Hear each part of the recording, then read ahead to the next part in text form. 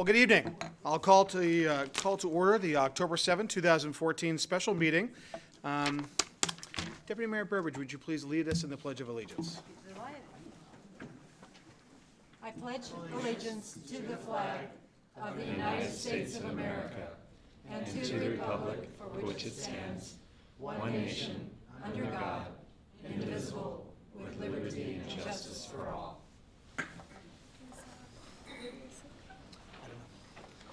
All right, well, PJ, good to see you. We've got Wendy here, our architect. I'll go ahead and I'll allow you to do the introductions, and let's go ahead and get started. Sure. Is this working? Am I doing this? Yeah, is this working? We can hear you fine. Okay, I don't need a screen. Right. Okay, that's good. Yes. Thank you, Mayor Farrell. We're really excited. Council, appreciate the opportunity to give you an update of the status of Federal Way's Performing Arts Center, Conference Center, and Hotel. And so I want to go back. We had shown the citizens and the City Council a few months back our schematic design efforts. And since that point, the mayor had put together a blue ribbon panel of local experts, gave us a great deal of suggestions how we can move and make adjustments to the schematic design. And we also had a couple of key figures come and join us, a guy named Joe McElwain, who had presented in the council in the past, who's executive director at Edmonds Theater up there, and also Nida up in Skagit County. Her last name's a little more difficult for me to pronounce, I apologize. They gave us some great feedback, joined our design team in meetings, and that resulted in some significant changes to the overall site plan, floor plan, schematic design for the project, which we will let Wendy Pouts in just a moment, who's behind my shoulder, with Element Architects, talk about that. In addition, I just wanted to give you guys an update on schedule. We are targeting, make sure I get this right, the holidays of 2016. Hopefully do a nutcracker or something fun Thanksgiving, Christmas time. And we're looking at possibly moving up some site work at the beginning of the year, but starting our main construction in May, June of 2015. It's 2014 now. This is coming fast. So we're actually 2 years and a couple months away from actually opening the doors. Budget, the market, if you guys have seen the cranes in Seattle, it's unbelievable what's going on, and there's been huge inflation, probably 4 to 6% just in the last year. I'm happy to say we're still targeting and tracking to our budget. We as a team, design build team, we work our design, work all of our line items towards a stated goal, which we've already said to council, and that's what we're still striving for. Although I must say it's about one of the more challenging things as a team we've ever dealt with in this market. But that's still good news. And lastly, I just want to quickly update on the hotel. We are working with the city, Lorax Partners, our firm, on a purchase and sell letter of intent. And also we have been working with a few different groups that we will partner with, which we feel comfortable will be there for us. And so we're going to work both those paths at the same time. That future hotel, we're targeting opening a few months after the Performing Arts Center to help with the coordinating of construction. And also we'd like to open that hotel in the springtime, not in the dead of winter, when the market's there for hotel room nights. So that would be great for us keeping control, because we'll really drive that design to be a partner and to the overall look and feel of the Performing Arts Center. I would like to let Wendy come up and talk about some of the fun things. Welcome, Wendy. Thank you. So tonight is an update of where we are in the design process, and we're making really great progress and very excited about it. Tonight you'll see a number of 3D visualizations to give you kind of a better sense about how the building is coming together. We shot the background photography for those visualizations on, I think it was your second movie night in the park. And got really excited when we saw this image. This is basically standing in the plaza of the new Performing Arts Center, looking out over the park, looking out over the city, and that really wonderful direct connection to Mount Rainier. So just as a reminder, as we go through and look at all the details of the building, we're always really thinking about how this project can enrich the city, how it's visible from various viewpoints within the city, how those viewpoints are visible from the Performing Arts Center itself, and how we can highlight those really wonderful aspects and characteristics of Federal Way. So this is a diagram that helps us to understand all of the parts of the project. And it kind of starts from the street level, where we're really interested in making a pedestrian street edge on both sides of the building, having that connect up into a higher level space that moves directly into a really wonderful plaza, making that plaza active, green, integrating rain gardens in that outdoor space, very closely connecting that to the experience of the lobby space. And we've talked in previous meetings about the importance of that lobby space being very flexible for use, not only for events within the theater itself, but also as a standalone meeting place. And those two meeting rooms plus the auditorium we're thinking about within the same kind of material vocabulary, enclosing those with an exterior shell that we're thinking about in terms of color, and we're looking at blue at the moment, creating a really wonderful glassy lobby on the south edge of the building, and then enclosing all of that within an enclosure that has a really interesting sense of movement that starts down at the stair and wraps all the way around into the building. And I brought with me tonight a small sampling of materials there on the other side of the auditorium model, but it gives you a sense of how we're thinking about the materiality in terms of integrating landscaping with a textured metal siding that's in a light warm color, how we're looking at wood and warm materials within the auditorium, and then contrasting those in a really interesting way with the use of color and colored light. So I want to just quickly run through the plans. They continue to evolve, but really have all of the same components that we've shared with you in previous meetings. In this site plan, you can see this idea of the stair moving up into the plaza, a really nice outdoor space that couples with the interior space. If I can make this guy work, there we go. So there's the plaza. The entry to the building is now along the east edge, connecting into the plaza. And then a really strong sense of landscaping around all of these edges that then opens up to the plaza, the lobby, that really big glassy piece of the building that's a lantern for the project, as well as a way to really connect it up to the environment of the city. We've been looking at what it might mean to incorporate some type of water or other activating element within the plaza. So that's something we just started thinking about, and we'll have more updates on that as we move through the process. I don't know if you want to say anything more about that, PJ? Well, I think we as a team want to make sure that we don't pass up opportunities that could be there, even if they are a couple dollars more. And having an opportunity like this and the chance to do something special and say it's X dollars, maybe that's something we can get a spot grant for, maybe it's something we could spend a few more dollars on. But we don't want to hold back. We're still trying to achieve our base goals, but when we see a few different opportunities, this is one, we will bring it up to council. And so then moving into the building, this is a slightly zoomed in view. This is the plaza, the entry. You move into a lobby that faces the entire south edge of the building.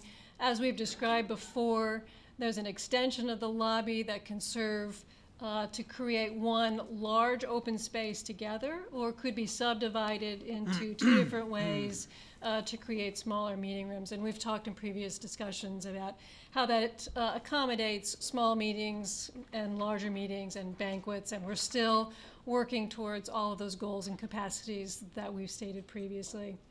And then on the east side of the building, the auditorium, and I think as PJ described, we've had some really great collaborators who are helping us think about all of the front of house functional spaces, as well as all of the back of house functional spaces. So those are all getting developed in a way that is taking advantage of all the good knowledge that we have relative to theaters in the Northwest. And then we have a component over here that's, again, some restrooms to support the auditorium, and then a kitchen to help support the meeting use. within the larger lobby spaces. Someone asked me the question earlier. We have been targeting in the auditorium an approach where at the orchestra level we have 500 seats. And we talked a little bit about this previously. We're trying to stay in the 300 to 350 range in the front of the auditorium, in front of the mid crossover. And the reason for doing that is that this space accommodates really well meetings of 350. So it's nice to be able to use the auditorium to support meetings and to have this part of the room feel really full. And then the rest of the orchestra is behind the cross. So it's a means by which to make the room feel really intimate at different levels of capacity. So the remainder of the auditorium level, we're targeting to be a component that would get us to about 500 seats.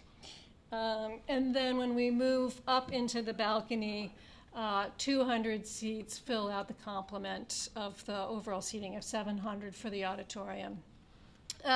You'll note in this plan, so these are starting to turn into what we describe as construction documents, so they're getting a lot of detail in them, so a few extraneous lines, but X's mean that I can stand up here and I'm looking down into a double height space. So there's a really nice relationship between the balcony level lobby and being able to look out into this really wonderful space, as well as the views. And then the additional amenity of a patron lounge, which can also be used as another complement of the meeting rooms, a smaller space that might be more of kind of a boardroom type of experience. So I want to segue into the auditorium, and we have a model here. It's big. This is still a study model, and it's something that we do for all of our projects. We want to be able to build the space and create a little cutout so we can get our heads in there and really get a sense of what that space is going to feel like. So you're welcome to all go up and take a look at that now if you want to, and I can continue to talk about what we're exploring. So as I mentioned earlier, we're looking at a composition within this space that pairs up warm and rich materials, wood, and the seating fabric with a contrast, which is this really nice blue color. And that color can be amplified with blue light on the color. As I described in previous meetings, I'm going to just call this the wood screen. That's its nickname. We have been exploring how this wood screen accomplishes a really important goal for the room, which is all about acoustics.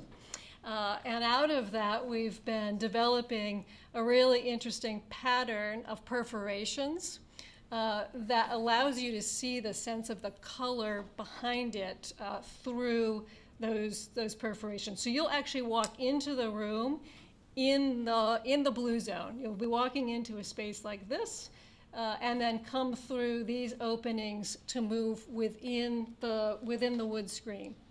And the wood screen needs to do some very, very specific things. At the very front of the room, it needs to be 100% opaque because we want reflections, sound reflections from the stage to hit this wall and to move out into the room.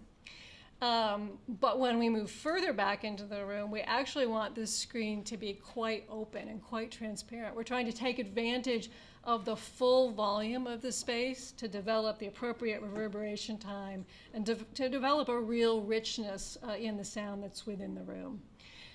So by manipulating wood wall panels, the perforations within them, we're studying the optimal pattern for that overall screen that really accomplishes all those acoustical goals. You can see in this section, it's not in the model, but you can see in the section that there is acoustical reflectors within the ceiling, along with catwalks to provide those positions for lighting that are really important, as well as a spotlight booth at the back of the room. And I'm happy after this, if we want to gather around the model, I'm happy to answer any questions. And someone discovered a really clever way of kind of creating the light effect by putting their iPhone in. So we can do that too, and everyone can have a chance to see what the potential is for this strategy. And then I wanted to finish up with those visualizations that I described earlier. So moving from the auditorium out into the lobby, and it's a really nice moonlit night, so we can see Rainier in the background. But the idea that this lobby experience is very connected to the life of the activity of the city, that you see that activity of the city. There's an idea about having multi-steps in the ceiling to create a dynamic space within the lobby. And this is another one of those shots. You are effectively standing in the plaza right on the stair edge, and that gives you a sense of the wonderful view out to the park and again out to the city.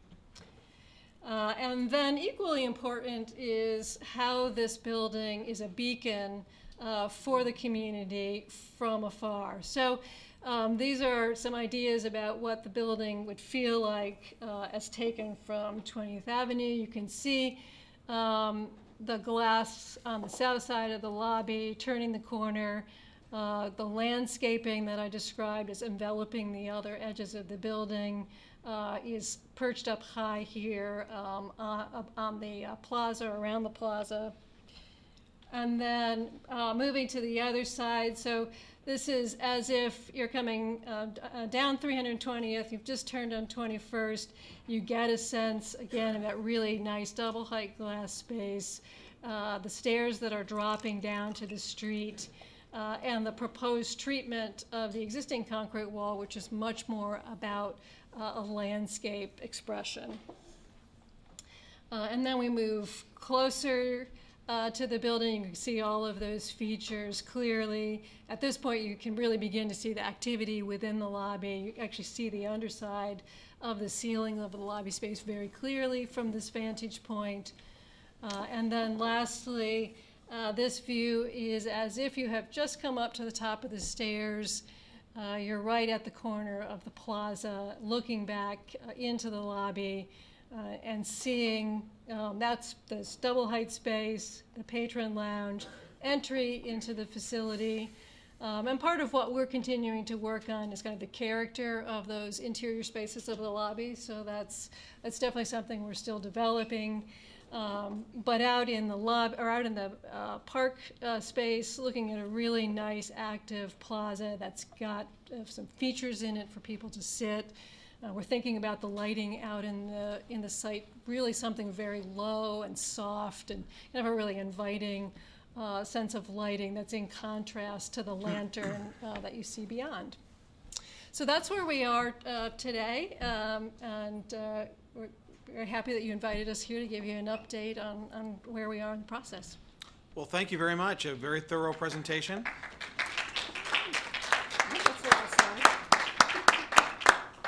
Council, do you have any, this on our agenda now is council discussion and questions. Councilor Miranda? Oh, thank you. Thank you for coming tonight. My questions mostly involve the part of this building that's the conference center. So how many people could we seat at a dinner with round tables? Right. And is it possible to have the hotel closer to the conference center so that they connect, like we had originally talked a couple years ago? Can you go to the site plan?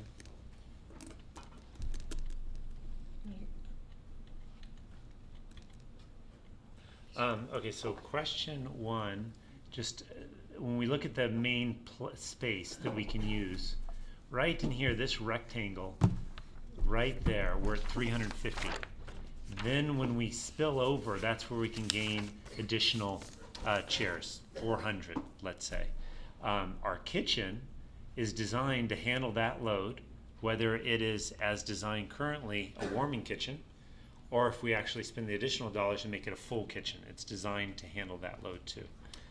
That answered question number one. So that's 500, or excuse me, 400 to 400. To have an event. Yeah, and I think when we bring on the executive director and we fill the space, we'll get a real comfort of of how big we want to have it and how many events happen like that. What we've seen in some of our research is that 350 is going to carry the load. There might be a rare occurrence, but when we do have it, that's what this special design really can do, which is sort of fun. The second question was about the hotel and proximity.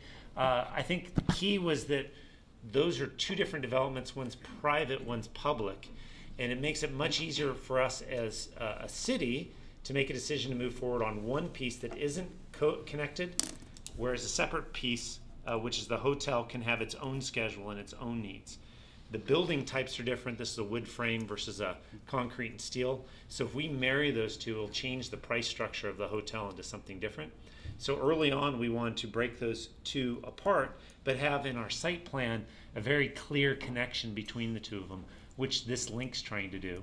And we are exploring the front entry likely being on this end instead of what was on the east side.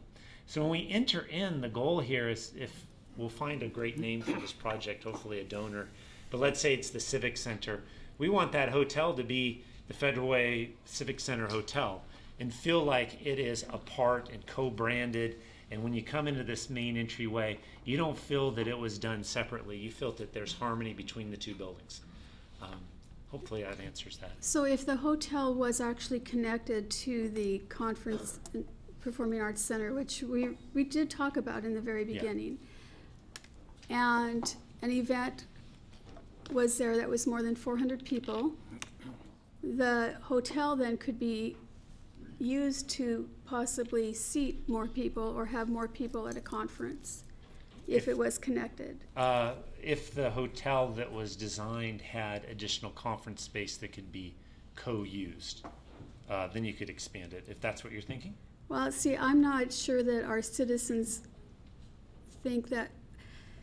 I don't know that 400 seats at a seated dinner is enough for this community. I believe that our citizens thought that we were going to have a bigger conference space. Okay.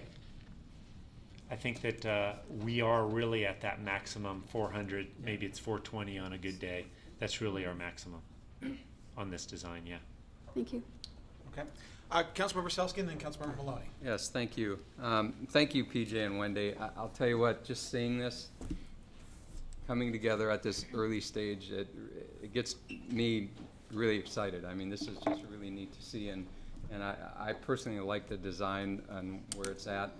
I kind of remember that we talked about the hotel located there with 400, and then with 400, I guess, possible seats in the conference center part of it. So, but what I wanted to know a little bit more in the design is how one comes into the Performing Arts Center. You know, I guess the front door. The front door, and then actually going into this. You know, I don't know. Into the auditorium. The auditorium. Yeah, okay. Thank you. Okay. And then how you get up into the balcony and to the patron lounge. Sure. Yes. There are two ways to get into the we'll start from the outside and work in. Two ways to get into the site itself. One is a new entry along here, as well as an improved entry to the north of that. All of the foot traffic from the parking lot then filters into the plaza. There is a drop-off that's planned along here. And then, as I described, the entry is right off from that drop-off and located right in the heart of the plaza. So that's that entry piece that I was describing. It's a vestibule so that we keep all the cold air outside of the building as an energy measure. And if you are moving into the auditorium, you have two choices. If you're entering in on the orchestra on the left side, there's a door here. So you move in behind the wood screen along this edge, and either through the mid-cross aisle, which moves you up into the back of the orchestra, or down into the front of the orchestra. Or on the other side, almost in the same way, you enter via a door here, which moves you back into the room. And it is important to note that there's an element here that's a sound and light lock on both sides, so double doors, so that you can have people moving in the facility without introducing sound disturbances or light disturbances from the lobby. The remainder of the program here is a concession area. There's a control room, support for the concession area, house manager, box office. Again, all of those functions we've worked through with the collaborators that PJ described, and we believe we've come up with a really nice complement of spaces. There is a stair that comes directly off from the lobby, so you can move up that stair to a continuation of that stair and arrive at the upper level lobby, essentially right at the patron lounge area. And like the floor below, you can either go through a sound and light lock here, which moves you up into the front of the balcony, and then you can turn backwards and move up into the seating. And on this level, a similar entry point on the left side of the orchestra. And you'll notice that in these plans there are a number of these looking things. So those are all ramps. It's the cross-section of an auditorium, the geometries of an auditorium are really important. So they don't always necessarily time out with the floor levels. So these little wings behind the wood screen are really important elements to help move up into the appropriate elevation on each level to ensure that they're really good sight lines and that the acoustics and the sound are reaching all of the seats. All right. Very good. Thank you very much. Councilmember Maloney. Thank you. This is a really exciting presentation, so I appreciate it very much. I do have quite a few questions, but I think they're really relatively simple. So, the first one is to Councilmember Honda's point on the number of seats in the conference area. I do remember that it was going to be around 420 or so, but there has, to my knowledge, been a request to see if we could get more. I don't know if that was ever really translated, but I know that there's been a lot of discussion about it.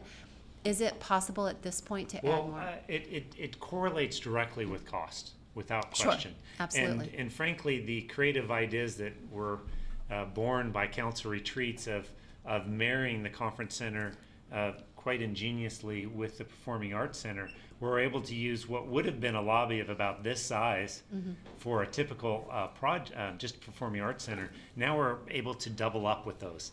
And that was a pretty bold move. We were given clear direction on that 400, 420, knowing that we would be stealing that from some of this additional lobby space. But if we went and wanted to go that direction, that is totally correlated to dollars, and so we held to our budget. Okay, thank you. Another question is, when will the decision be made on, or do you know when the decision will be made on whether this will push the kitchen out to full service? I know that we had talked about kind of a graduate. So what we'll do as your team is we're going to move down the path, reach a certain point where we're giving you a fixed price, a guaranteed price, and we're going to have a couple of elements, which might be like the water feature. It might also be the kitchen piece, and say these increments are additional X dollars. We have designed in specifically this kitchen. It has all of the equipment for a warming kitchen. We've also planned for a grease interceptor and also a ventilation hood for a future kitchen. Those are big dollars and they're very painful to put in later. Then the increment to add the kitchen is just fixtures, additional refrigeration, etc. It is my opinion that it's unlikely from the hotel end to get a hotelier to say, I'm going to put in $250,000 and run that kitchen. What makes more sense is to probably keep with the base idea, see how efficiently it runs with outsourcing. If it doesn't work well through the executive director, then there could be a pledge drive, maybe pull in an extra $200,000 for the kitchen and operate differently. But that additional $250,000 is really about a pro forma. What do we get for that $250 related to our overall revenues and expenses to the project? So we got to look at that very intelligently. Okay. So I think the conservative path that we have is probably the most logical. Okay, thank you. Another question is, I like the water feature idea that you've put forward. Is it possible to put an outdoor fireplace out there for I'm just adding more expense. But, you know, if we're looking for an experience for our patrons, and it looked like people would be there'd be some overflow activity outside. Kelly, I love that idea, and there's nothing wrong to email myself and Wendy directly, describe some of that vision, because if I close my eyes, it's how can we activate this space and make it something special? How can we make a reason for maybe the farmers markets to be up here at times, or maybe to be co-branded with the movies that are going on? I find that when the water features that we did in Bremerton are unbelievable for how it draws people to downtown on a hot summer day, just playing in the water. Great. And for the relative expense of that and the synergy creation to it, I'm just a big fan. Okay, great, thank you. So fire pit, I love fire pits personally, and I think it's a great idea. Well, Great. and the one at the Kent Station is very popular. Yeah, it It's is. a good meeting place as well. Right, yeah, absolutely. Okay, just two more questions. Councilmember Selsky had suggested at one point, I don't know if it was just to me or if he said it publicly, but he had what I think is a really great idea on the roof of the building to put some sort of messaging specific to Federal Way for when there are flights or something overhead, or maybe people in hotels who could look down. Okay, I need those cool ideas to be emailed to me directly so I can hear those. Because I just flew over Federal Way. I was flying over Weyerhaeuser just a couple weeks ago, and it's such a cool plan if you look at the Weyerhaeuser project. But I think that's something we could look into, Okay. and there's a cost. It's X number of dollars, but it really is pretty powerful because you directly, so many people see it, and you're looking Right. down. Exactly, yeah. That's kind So of thanks, Bob. brilliant. Good idea. And then the last question is, we have an idea how many stories the hotel will be? It's going to be 4. 4, And okay. 4 is driven by the unit count, which currently in a drawing I got at about 4 p.m. today with an updated drawing we did, has 121 units. That correlates to parking demand too. Okay. So, we could do a 5-story, we could do more, but we want to keep it wood frame, which relates to a cost structure that will fit our model.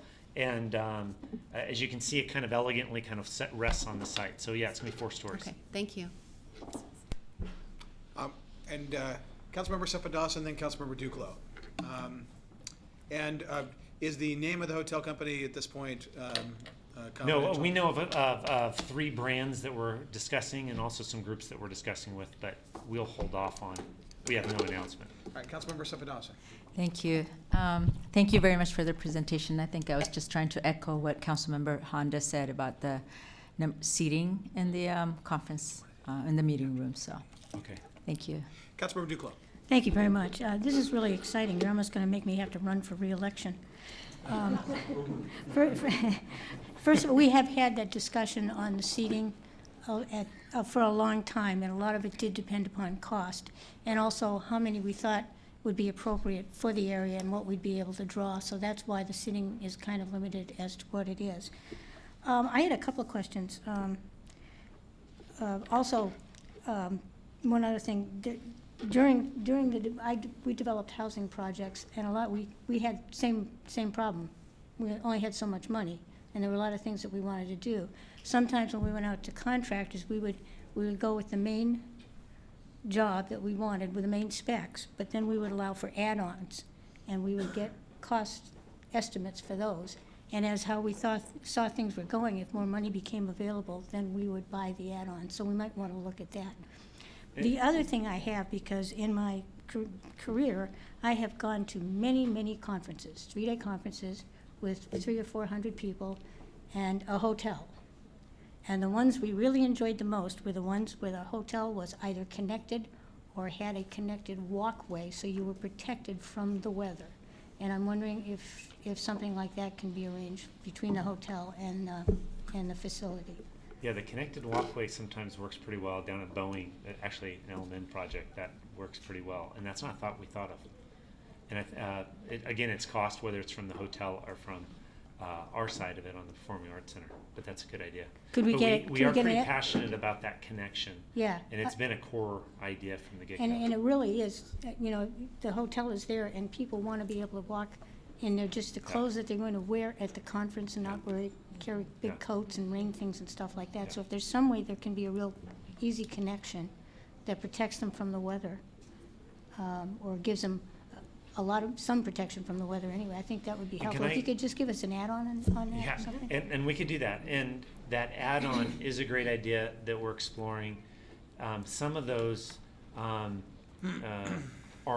we can plan for. For example, in the kitchen, we're putting into the base Right. contract some of these elements so it makes it easier to do. Some of them, like the water feature, we actually have to do, I'm sorry, we're getting into construction details, but we have a water line that goes this direction that would be basically right over where we'd want to do a water feature. So we would actually add in the cost to relocate that and want a decision to that, at the end of the year. Because some of those things we have to plan ahead for. Other ones that can be simple add-ons, like probably signage on the roof. Anytime we could do a spot dollar amount for that. But we're scratching heads. Any cool ideas like fire pits, I think we'll come to the city saying, here's this, it's 10 grand, here's 5, do you want to do these additional pieces? Well, I think it would be And- nice and- with what we're suggesting here, if you did look at it and say, well, these are add-ons that have been suggested, and this would be the estimated cost, or this would be the cost for it. I And think- we'd also say when decision would be made if you want that cost. Right. And you can email Ken Miller, you can email myself, Wendy, we'll take those ideas. Well, I'm giving it to you. This is our performing arts center, we all get to be a Well, part of it. I think it's very important for people to be protected when they're going from the Yeah. hotel to the conference. All right, we're at 7 o'clock, so Councilmember Moore, do you have a quick one? Thank you, Mr. Mayor. I certainly do.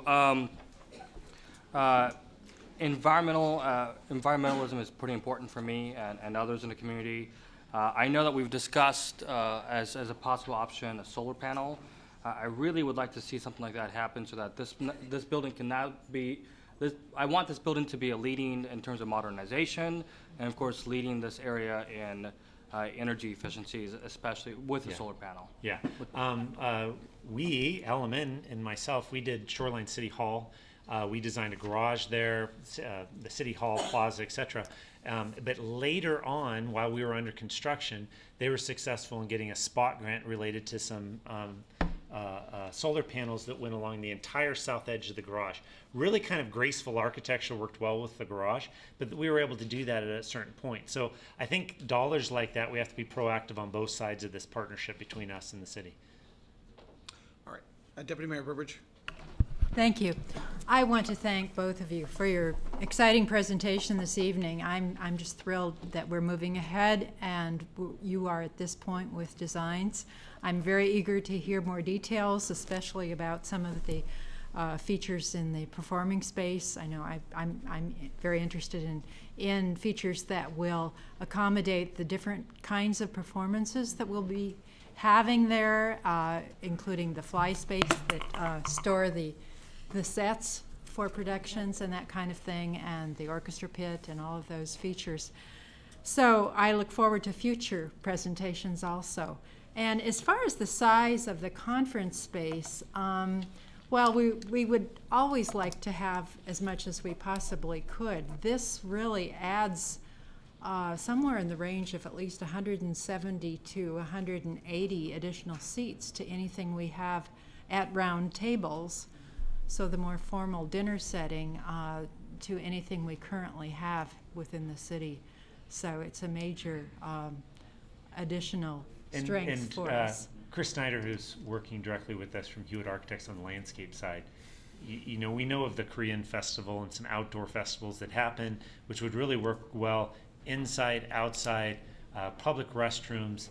We do have a great opportunity for closing off on that south end, some of that parking and opening up with the view right there, and maybe a fire pit, maybe a water feature. Right, all of those additional features that bear more discussion and creativity. So thank you very much. All right, well, thank you all very much for your comments, council members, and PJ and Wendy, thank you very much for the work you put in. We'll look forward to hearing back from you. We're going to adjourn this meeting right now, and we've got our regular city council meeting to begin, let's say in about 3 or 4 minutes. We'll just recess for a few moments before we start the city council meeting. Move that. We've got to adjourn the meeting right now, Peter, but we're gonna get, you can ask